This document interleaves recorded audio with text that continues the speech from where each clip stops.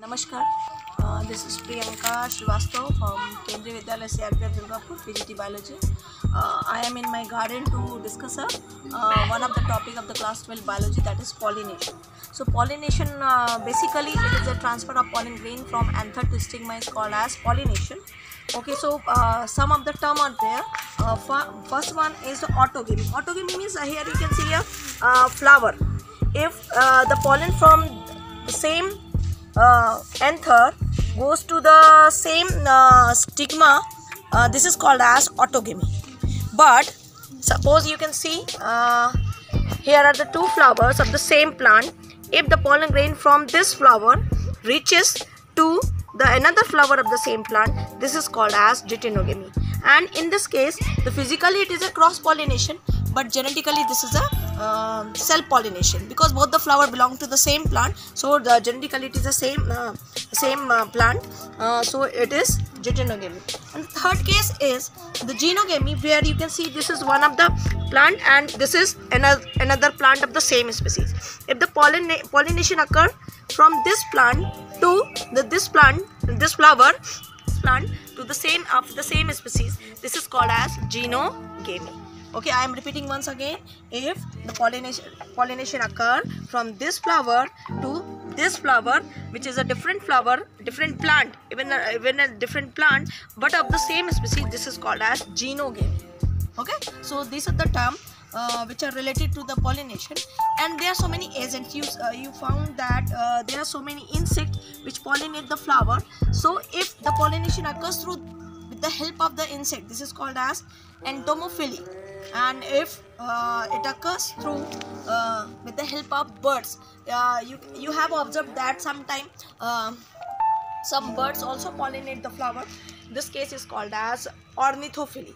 And if sometimes some snails also play a very important role in pollination, this is called as melecophily. If there are some abiotic factor like water and air which are responsible for pollination. If the pollination occurs with the help of wind, this is called as anemophily, and if it occurs with the help of water, this is called as hydrophily.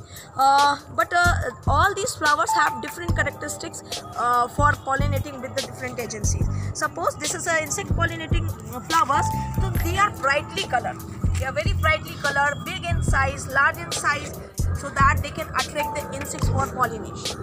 But you have seen the flowers of the grasses. Here you can see some grasses. These flowers are not beautiful. We are not growing it for the agriculture purpose and for beautification. Why? Because these flowers are not looking beautiful. Why? Because they are pollinated with the help of wind. And in the same way, there are so many factors which are seen. So that's all about this topic, pollination. And pollination is very, very important. Otherwise we will get nothing to eat, no seed formation, no fruit formation, and we will not get nothing to eat. So pollination is a very, very important process. And all the insects and different animals are very much important for pollination process. So we should not use a harmful insecticide in this. In place of this, we should use some biopesticide which kills only harmful insect, not the useful insects. So there is also a term called pollen robbers. Pollen robbers means which took away the pollens, but they do not pollinate the flower. This is called as pollen robbers.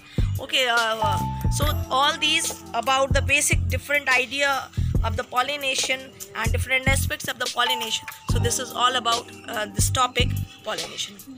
Thank you. Have a nice day. Thank you.